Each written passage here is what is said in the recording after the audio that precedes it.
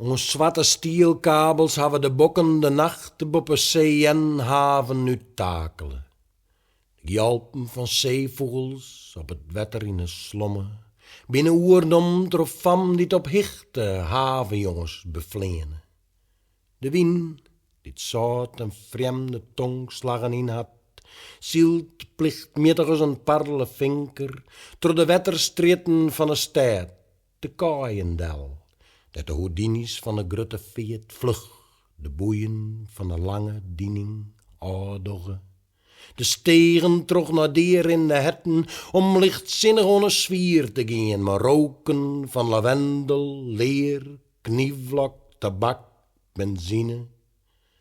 De drokke kaaien en de wurge naaisimmer, de bokken en de mokkels finalkoor.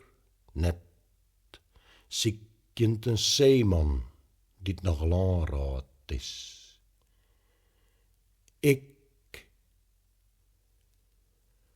urenlang dool ik trog het havenkwartier, drink in het dakkroegen, onder de dekmantel van nacht en neon bevarre rossige fraalje de kooien van het wrakke skip de vraat.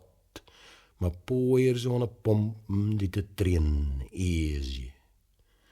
De uithaljende boot van de mannen bezielt koel de zuidelijke continenten, die op de wetterkaarten van mijn ondenken schatten krust ha.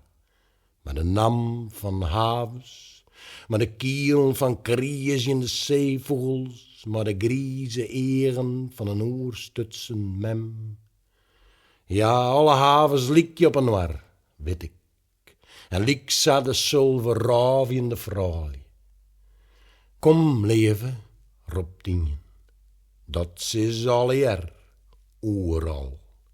Nee, thuis wil ik wezen, al is het maar voor een nacht, en zikjen slaan ik de taxis, ach.